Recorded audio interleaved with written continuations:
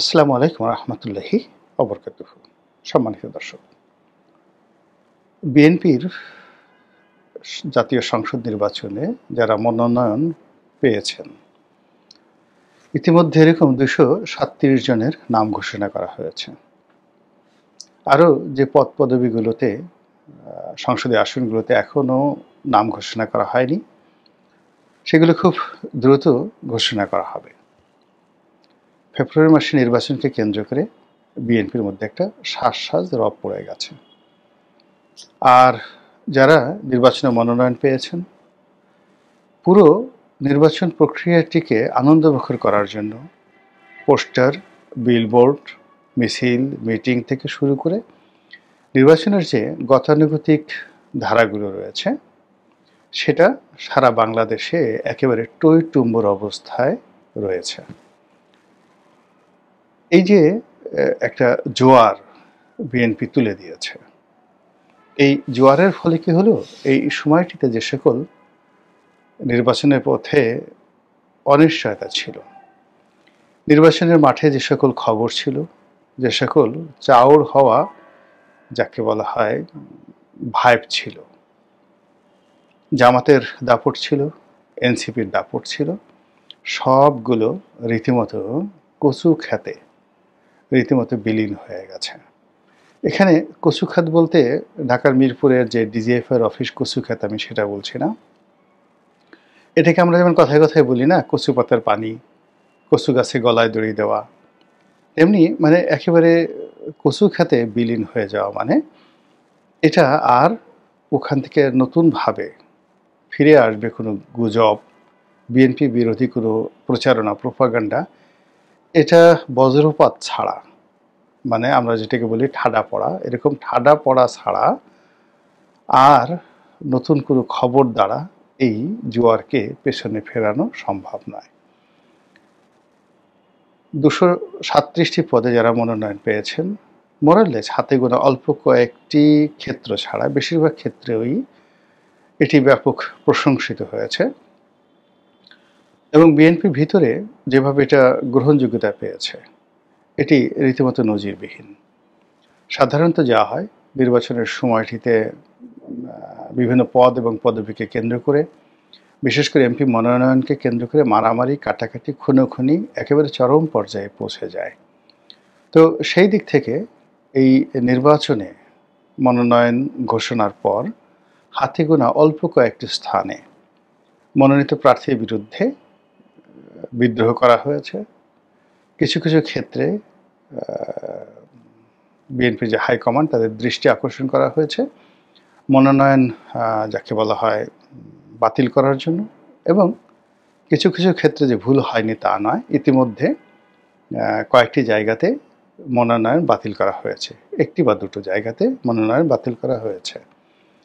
তো এরকম আরও ২-৪টি জায়গাতে হয়তো ভুল হয়ে গেছে। এর কারণ হলো অনেক মানুষ মনোনয়ন পেয়েছেন যারা মূলত জামাতের এজেন্ট, যারা মূলত আওয়ামী লীগের এজেন্ট, অথবা যাদের বিরুদ্ধে স্পষ্টতই নানা রকম যাকে বলা হয় অভিযোগ রয়েছে। এটি আরও সপ্তাহখানেক পরে স্পষ্টভাবে বোঝা যাবে এবং এটা বিএনপির জন্য খুব ভালো হবে। বিএনপি এই যে অগ্রিম ঘোষণা দিয়েছে, এখন বিএনপি বুঝতে পারছে যে এই ঘোষণার ফলে তাদের যে লাভ হয়েছে, সেই লাভের ফলে কি হলো, বিএনপির যারা প্রতিদ্বন্দ্বী রয়েছেন তারা রীতিমতো ছিন্ন বিচ্ছিন্ন হয়ে গেছেন। তাদের বিশ্বাস, তাদের শক্তিমত্তা, তাদের দাপট এবং তারা যেভাবে বিএনপিকে জিম্মি করেছিল, সেই জিনিসটি আপাতত নেই। এটি এক সপ্তাহ পরে হয়তো থাকবে না, বা এক সপ্তাহ পরে নতুন একটি সমস্যা দেখা দিবে, যেটা নিয়ে আমি কয়েকটা ভিডিও করেছি এবং আরও করব। কিন্তু বাস্তবতা হলো যে রাজনীতি তো নিত্যদিনকার ঘটনা। আগামীকাল আমি সিংহাসনে বসবো, রাষ্ট্র চালাবো, সেটা তো অনেক পরের বিষয়। আজকের দিনটিতে যে যুদ্ধের ময়দান, সেই যুদ্ধের ময়দানে আমাকে টিকে থাকতে হবে কৌশলে, শক্তিতে, প্রজ্ঞায়, মেধায়। তো সেই দিক থেকে যেভাবে গত ৮টি মাস ধরে সেই যে ঐক্যমত্য কমিশনে বিএনপি নাজেহাল হচ্ছিল, যেভাবে গত ১৪টি মাস ধরে, অর্থাৎ ডক্টর মোহাম্মদ ইউনূস ক্ষমতা আসার পর যমুনা বলেন, রাজপথ বলেন, ঢাকা বিশ্ববিদ্যালয় ক্যাম্পাস বলেন, তারপরে টেম্পো স্ট্যান্ড বলেন, গুলিস্তানের মার্কেট বলেন, সব জায়গাতে যেভাবে বিএনপি ছোট ছোট রাজনৈতিক দলের কাছে অপদস্থ হচ্ছিল, এর একটা দাঁত ভাঙা জবাব হয়ে গেছে এই প্রার্থী ঘোষণার মাধ্যমে। আমি এটার সঙ্গে একটু দ্বিমত পোষণ করছি বা করেছি, আরও করব। সেটি হলো যে এই ঘোষণাটি যদি 2024 সনের সেপ্টেম্বর মাসে দেওয়া হতো, তাহলে 2024 সনের ডিসেম্বর মাসে নির্বাচন হতে পারত।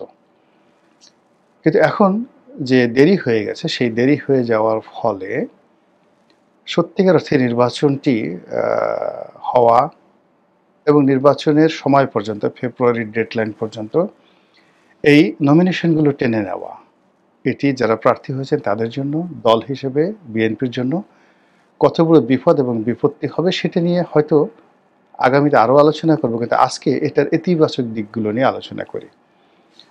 আমি যখন রাজপথে হাঁটছিলাম বা দেখছিলাম, প্রায় সব এলাকায় বিভিন্ন প্রার্থীদের বিলবোর্ড ব্যানারে ভরে গেছে। এখানে কোথায় জামাত, কোথায় এনসিপি, কোথায় আওয়ামী লীগ, কোথায় ডক্টর মোহাম্মদ ইউনূস কিংবা তার যারা পারিষদবর্গ, কোনো নামগন্ধ নেই। কেবলই মাত্র বিএনপির প্রার্থীতে সারা বাংলা সয়লাভ হয়ে গেছে, যতটুকু আমি দেখেছি ইন্টারনেটের মাধ্যমে। তো এর যে ঘোষণা, অর্থাৎ এখন যে এমপি তো সবাই হয়ে গেছেন, এই 237 জন তারা সবাই এমপি হয়ে গেছেন, শতভাগ তাদের মধ্যে সেই ধরনের একটা আত্মবিশ্বাস।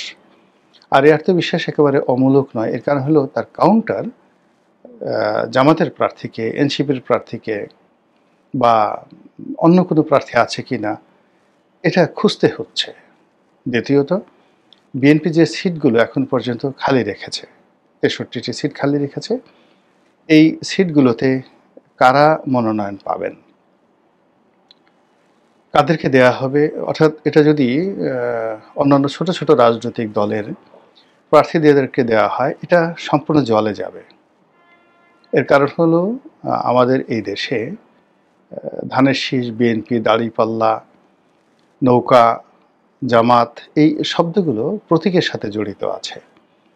তো এইবার নির্বাচন কমিশন যে নিয়ম করেছে, সে নিয়ম হলো যে আপনি জোট করতে পারেন, সেই জোটের প্রার্থী ঘোষণা করতে পারেন, কিন্তু যে জোটের বা যে দলের প্রার্থী, তাকে সেই যাকে বলা হয় দলের যে অনুমোদিত যাকে বলা হয় প্রতীক রয়েছে, যেমন একটি দলের প্রতীক এখন শাপলা করি, বা আরেকটি দলের হয়তো কদু, আরেকটি দলের আছে যেমন মূলা, আরেকটি দলের আছে থালাবাটি, আর একটা দলের প্রতীক আছে মশাল, কুদাল, খুন্তাই, কুড়াল, তারপর কাঁচি, এই বিভিন্ন রকম প্রতীক আছে। তো যে দলের যে প্রতীক রয়েছে, সেই প্রতীক নিয়ে তাকে যদি নির্বাচন করতে হয়, এক্ষেত্রে সেই প্রার্থীর জয়লাভের সম্ভাবনা খুবই ক্ষীণ। এখানে জাসদের যে জোটসঙ্গী বা বিএনপির জোটসঙ্গী জাসদের আসম আব্দুর রব বা মাহমুদুর রহমান মান্না, মানে ওনাদের মতো অতি পরিচিত প্রাজ্ঞ রাজনীতিবিদ, তারাও প্রতীকবিহীন অবস্থায় নির্বাচন করতে গিয়ে যে ঝামেলায় পড়বেন, এটি নিয়ে আলাপ আলোচনা হচ্ছে।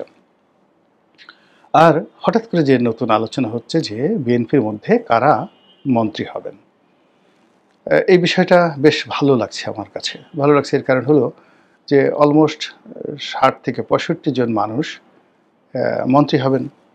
এখন একদল বলার চেষ্টা করছেন যে বিএনপির অনেক শীর্ষ নেতৃবৃন্দ যাদেরকে মনোনয়ন দেওয়া হয়নি, মূলত কাউকে কাউকে মনোনয়ন দেওয়া হয়নি তাদের শারীরিক দুর্বলতার কারণে, কাউকে মনোনয়ন দেওয়া হয়নি তার নেতা হিসেবে জনপ্রিয়তা আছে, বা কেন্দ্রে ঢাকা শহরে তার যথেষ্ট প্রভাব প্রতিপত্তি রয়েছে, সংগঠনের উপর তার প্রভাব প্রতিপত্তি রয়েছে, কিন্তু নির্বাচনী এলাকায় তারা একেবারে শূন্য। নির্বাচনী এলাকার জনগণের সঙ্গে কোনো যোগাযোগ নেই, এবং ওই সকল বড় বড় নেতা সেই নির্বাচনী এলাকাতে যদি দাঁড়ান, সে এলাকার বিএনপির একজন চেয়ারম্যান প্রার্থীর সঙ্গে প্রতিদ্বন্দ্বিতা করার মতো অবস্থা তাদের নেই। এই কারণে দেখা গেল যে আমরা জাতীয়ভাবে অনেককে দেখেছি যে তারা দলের জন্য খুবই গুরুত্বপূর্ণ, কিন্তু নির্বাচনী এলাকায় তাদের নাম গন্ধ নেই, অথবা তাদের বেশিরভাগ ক্ষেত্রেই অনেকের নির্বাচনী এলাকাটাই ঠিকমতো নেই। তো এরকম কয়েকজন নেতা, তাদেরকে হয়তো মন্ত্রী বানানো হবে। মানুষ আশায় বুক বাঁধছেন। এর বাইরে বিএনপির যে সমস্ত লোকজন আগে মন্ত্রী ছিলেন, সঙ্গত কারণে সবাই আশা করছে তারাই মন্ত্রী হবেন। যেমন শিক্ষা প্রতিমন্ত্রী ছিলেন, সফল শিক্ষা প্রতিমন্ত্রী।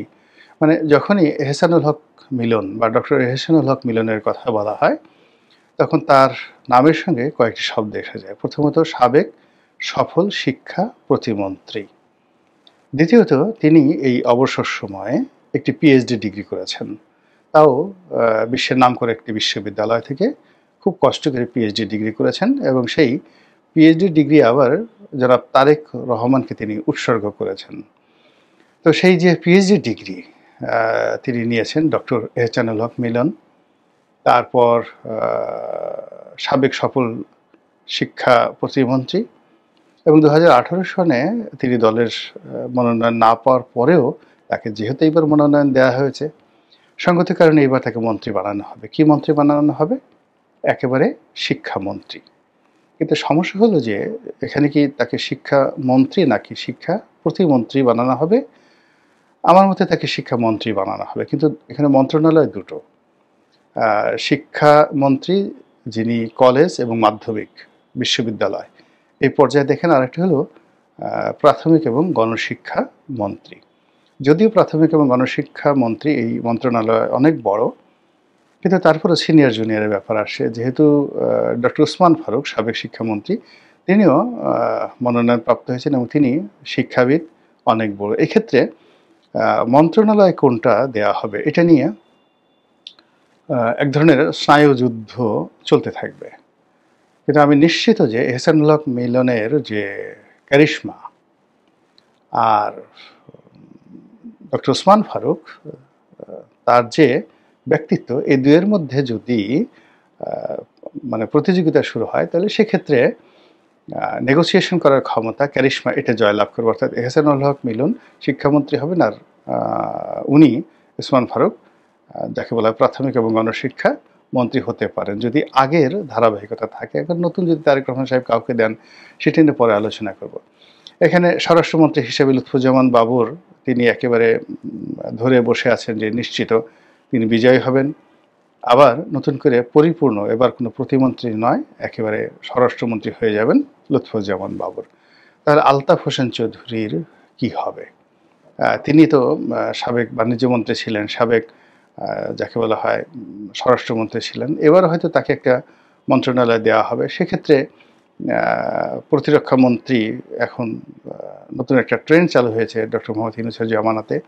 এখানে প্রতিরক্ষা মন্ত্রণালয় দেখা গেল যে সবসময় এটা প্রধানমন্ত্রীর ব্যক্তিগত থাকে। তো এটা হয়তো ওনাকে দেওয়া হতে পারে, বা অন্য যে কোনো একটা সিনিয়র মন্ত্রণালয়। এর বাইরে অন্য যে সকল সিনিয়র নেতৃবৃন্দ রয়েছেন, তাদের মধ্যে মির্জা আব্বাস আছেন, মির্জা ফখরুল ইসলাম আলমগীর আছেন, তারপরে সালাউদ্দিন সাহেব আছেন। এখন সালাউদ্দিন সাহেবকে স্থানীয় সরকার পল্লী উন্নয়ন মন্ত্রী দুটোই এটা দেওয়া হতে পারে, অথবা যোগাযোগ মন্ত্রী, দুটোই বড় মন্ত্রণালয়, এটা তাকে দেওয়া হতে পারে। আর মির্জা আব্বাস, ওনার পছন্দের মন্ত্রণালয় ছিল গৃহায়ন এবং গণপূর্ত মন্ত্রণালয়, তো এটাই উনি হয়তো চাইবেন।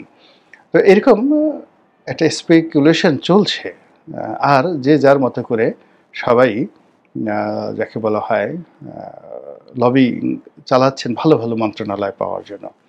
তো সেক্ষেত্রে বন ও পরিবেশ মন্ত্রণালয়, পশু সম্পদ বা প্রাণী সম্পদ মন্ত্রণালয়, মৎস্য সহ যেটা আছে, পাট মন্ত্রণালয়, মুক্তিযুদ্ধা বিষয়ক মন্ত্রণালয়, এই মন্ত্রণালয়গুলোর আসলে এরকম সেক্সিনেস নেই, গুরুত্ব তেমন একটা নেই।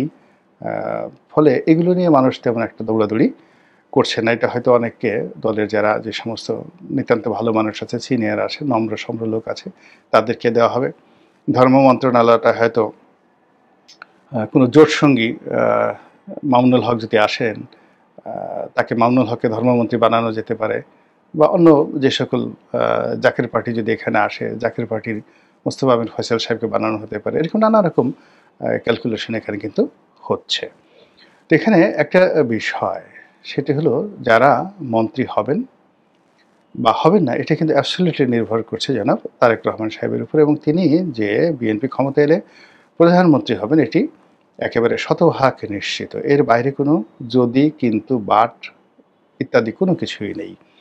এখানে তারেক রহমান সাহেব প্রধানমন্ত্রী, আর বেগম জিয়া উনি রাষ্ট্রপতি থাকবেন। এইভাবে মোটামুটি বিএনপি প্ল্যান এবং প্রোগ্রাম করে এগোচ্ছে। আর বিএনপি নেতারা তো বললাম যে মন্ত্রণালয়, সবচেয়ে সেক্সি মন্ত্রণালয়গুলো যেগুলো আছে সেগুলো। ওদিকে আরেকটা ব্যাপার, যেমন যুব ক্রীড়ামন্ত্রী হিসাবে এরশাকের নাম আসবে, বিকজ তার বাবা এটাতে ছিলেন।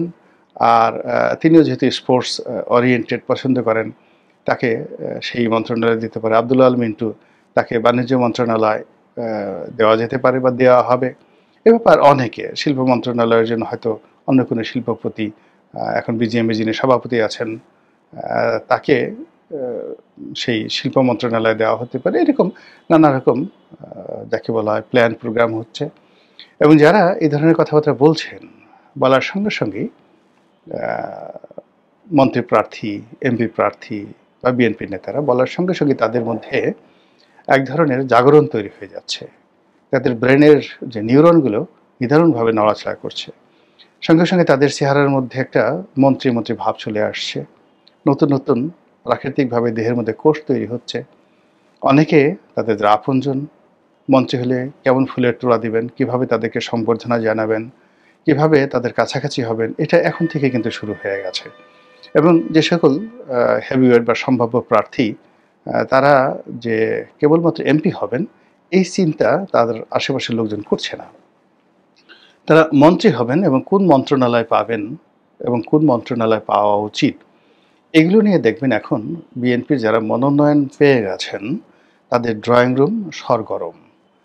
এবং নেতারা কর্মীরা এসে বলছেন, স্যার বা ভাই, আপনি তো এই মন্ত্রণালয় পাচ্ছেন বা এটা হবেন। বা তারেক রহমান সাহেবের যারা ঘনিষ্ঠ লোকজন তারা বলার চেষ্টা করছেন যে ইউ শুড স্টার্ট নাও।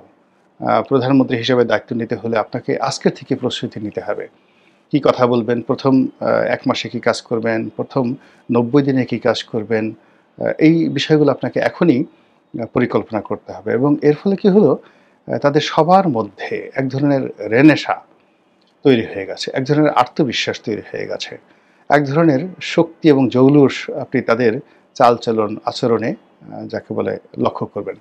এর ফলে কি হলো, আগামী দিনগুলো যদি এইভাবে চলতে থাকে, এই বসন্তের বাতাস যদি প্রবাহিত হতে থাকে, তাহলে এর সামনে জামাত, এনসিপি এবং ডক্টর মোহাম্মদ ইউনূস অন্তর্বর্তীকালীন সরকার রীতিমতো পাটপাতা খড়কুটোর মতো মানে থরথর করে কাঁপবেন, প্রজাপতির মতো উঠে থাকবেন, ফড়িংয়ের মতো উঠে থাকবেন। এর বাইরে তাদের কিছু করার থাকবে না।